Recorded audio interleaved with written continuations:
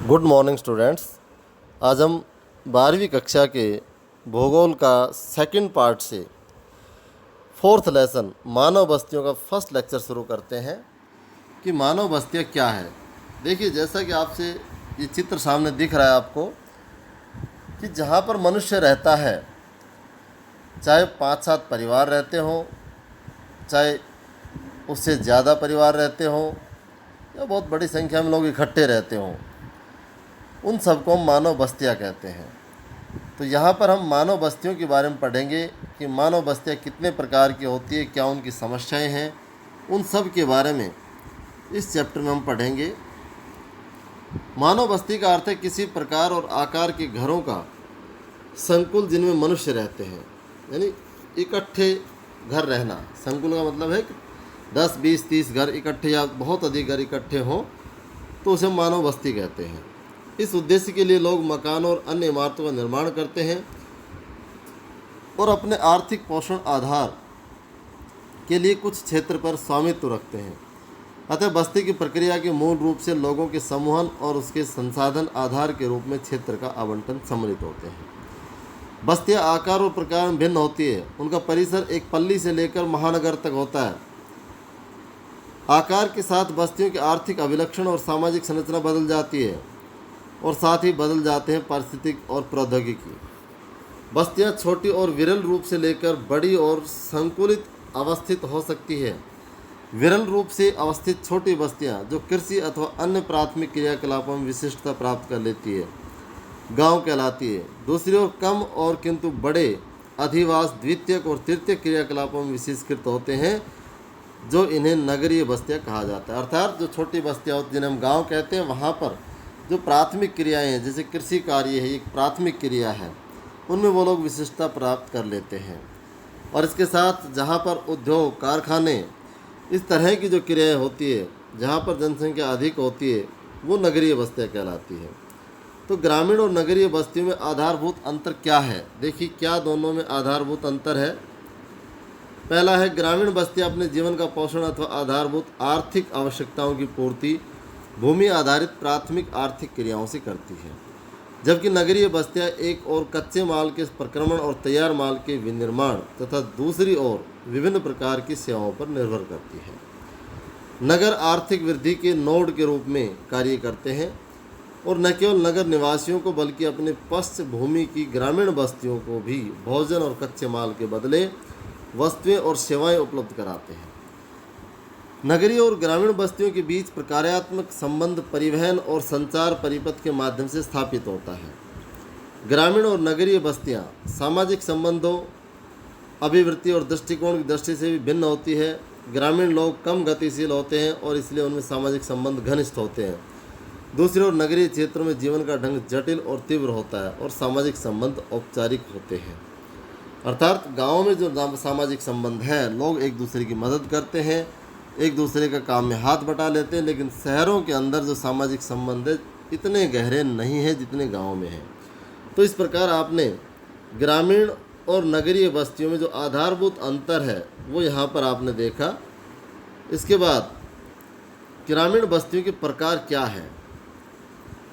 ग्रामीण बस्तियाँ का जो प्रकार है वो बस्तियों के निर्मित क्षेत्र के विस्तार और अंतर्वास दूरी द्वारा निर्धारित होता है।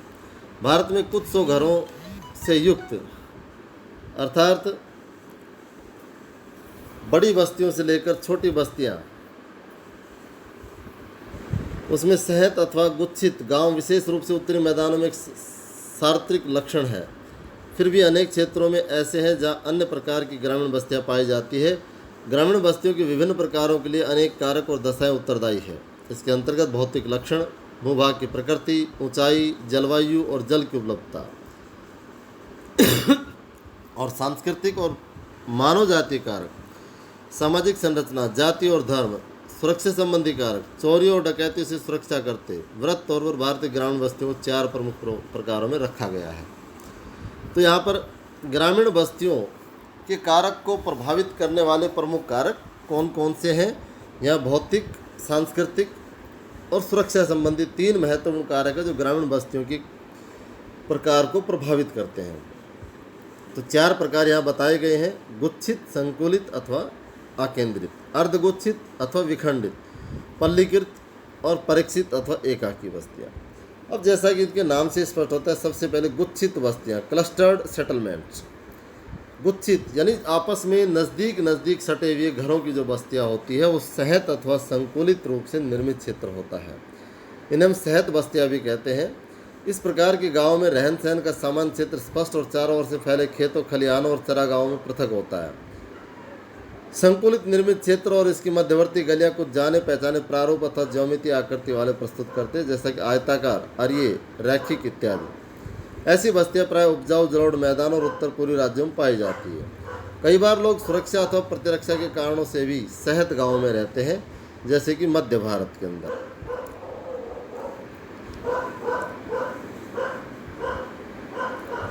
इसके बाद है अर्धगुच्छित बस्तियाँ। अर्धगुच्छित अथवा विखंडित बस्तियाँ परीक्षित बस्ती के किसी सीमित क्षेत्र में गुच्छित होने की प्रवृत्ति का परिणाम है। अधिकतर ऐसा प्रारूप किसी बड़े सहत गांव के संप्रकथन अथवा विखंडन के परिणाम स्वरूप भी उत्पन्न होता है। ऐसी स्थिति में ग्रामीण समाज के एक अथवा अधिक वर्ग स्वेच्छा से अथवा बलपूर्वक मुख्य गुच्छ अथवा गांव से थोड़ी दूरी पर रहने लगते हैं। ऐसी स्थितियों में आमतौर पर जमींदार और अन्य प्रमुख समुदाय मुख्य गांव के केंद्रीय भाग पर आधिपत्य कर लेते हैं, जबकि समाज के निचले तबके के लोग और निम्न कार्यों में संलग्न लोग गांव के बाहरी हिस्सों में बसते हैं। ऐसी बस्तियां गुजरात के मैदान और राजस्थान के कुछ भागों में व्यापक रूप से दिखाई देती है। पल्ली बस्तियां। कई बार बस्ती भौतिक रूप से एक दूसरे से पृथक अनेक इकाइयों में बढ़ जाती है, किंतु उन सब का नाम एक रहता है। इन इकाइयों को देश के विभिन्न भागों में स्थानीय स्तर पर पान्ना, पाड़ा, पाली, नंगड़ा, ढाणी इत्यादि कहा जाता है। किसी विशाल गांव का एक ऐसा खंडी भवन प्राय सामाजिक एवं मानव जाति कारकों द्वारा विप्रेरित होता है। ऐसे गांव मध्य और निम्न गंगा के मैदान, छत्तीसगढ़, हिमालय की निचली घाटियों में बहुतायत पाए जाते हैं। इसके बाद आता है परीक्षित बस्तियां। कि परीक्षित बस्तियां क्या होती है। भारत में परीक्षित अथवा एकाकी बस्ती प्रारूप सुदूर जंगलों में एकाकी झोपड़ी अथवा कुछ झोपड़ियों की पल्ली अथवा छोटी पहाड़ियों की ढालों पर खेतों अथवा चरागाहों के रूप में दिखाई पड़ती है। आप पहाड़ी क्षेत्रों में जाओगे, वहाँ बिखरे हुए घर आपको दिखाई देते हैं, और जो पहाड़ी क्षेत्रों में बिखरे हुए घर जो आपको दिखाई देते हैं वो परीक्षित बस्तियाँ कहलाती है, डिस्प्रेस्ड सेटलमेंट। इसके बाद आती है नगरीय बस्तियाँ। ग्रामीण बस्तियों के विपरीत नगरीय बस्तियाँ सामान्यतः सहत और विशाल आकार की होती है। ये बस्तियाँ अनेक प्रकार के अकृषि, आर्थिक और प्रशासकीय कार्यों में संलग्न होती है। जैसा कि पहले हमने बताया कि नगर अपने चारों ओर के क्षेत्रों से प्रकार्यात्मक रूप से जुड़ा होता है, अतः वस्तुओं और सेवाओं का विनिमय कई बार प्रत्यक्ष रूप से और कई बार मंडी, शहरों और नगरों की मुख्य श्रृंखला के माध्यम से संपन्न होता है। इस प्रकार नगर गांवों से प्रत्यक्ष और अप्रत्यक्ष दोनों प्रकार जुड़े होते हैं और वे परस्पर भी जुड़े हुए होते हैं। अब मालूम भूगोल के मूलभूत सिद्धांत नामक पुस्तक के 10वें जो अध्याय है नगरों की परिभाषा में देख सकते हैं। भारत में नगरों का विकास। भारत में नगरों का उदय प्राग ऐतिहासिक काल से हुआ है। यहाँ तक कि सिंधु घाटी सभ्यता के युग में भी हड़प्पा और मोहनजोदड़ो जैसे नगर अस्तित्व में थे। इसके बाद का समय नगरों के विकास का साक्षी है। ये समय 18वीं शताब्दी में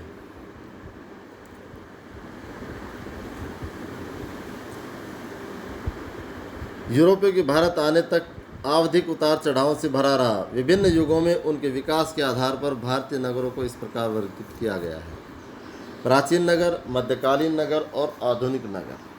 तो यहाँ प्रश्न बनता है कि जो भारत के नगर हैं उनको युगों के आधार पर कैसे वर्गीकृत किया जा सकता है। तो युगों के आधार पर प्राचीन युग के नगर है वो प्राचीन नगर है, मध्यकालीन युग के नगर मध्यकालीन नगर है, आधुनिक युग के नगर है वो आधुनिक नगर है। प्राचीन नगर। भारत में 2000 से अधिक वर्षों की ऐतिहासिक पृष्ठभूमि वाले अनेक नगर हैं। इनमें से अधिकांश का विकास धार्मिक अथवा सांस्कृतिक केंद्रों के रूप में हुआ है। वाराणसी इनमें से सर्वाधिक महत्वपूर्ण नगर है। प्रयाग, इलाहाबाद, पाटलिपुत्र, पटना, मदुरई देश के प्राचीन नगरों के कुछ उदाहरण हैं। मध्यकालीन नगर। वर्तमान के लगभग 100 नगरों का इतिहास मध्यकाल से जुड़ा है। इनमें से अधिकांश का विकास रजवाड़ों और राज्यों के मुख्यालयों के रूप में हुआ। ये किला नगर हैं जिनका निर्माण प्राचीन नगरों के खंडहरों पर हुआ है। ऐसे नगरों में दिल्ली, हैदराबाद, जयपुर, लखनऊ, आगरा और नागपुर महत्वपूर्ण है। आधुनिक नगर। अंग्रेज और अन्य यूरोपियों ने भारत में अनेक नगरों का विकास किया। तटीय स्थानों पर अपने पैर जमाते हुए उन्होंने सर्वप्रथम सूरत, दमन, गोवा, पांडिचेरी इत्यादि जैसे व्यापारिक पतन विकसित किए। अंग्रेजों ने बाद में 3 मुख्य नोडों मुंबई, चेन्नई और कोलकाता पर अपनी पकड़ मजबूत की और उनका अंग्रेजी शैली में निर्माण किया। तो इस प्रकार हमने देखा कि भारत के अंदर जो नगर हैं वो किस प्रकार से 3 भागों में बटे हुए हैं। इसके बाद है भारत में नगरीकरण। इसका हम कल नेक्स्ट लेक्चर में करते हैं कि भारत में नगरीकरण किस प्रकार हुआ और नगरीकरण की दशा क्या है भारत में, इसको हम कल देखेंगे।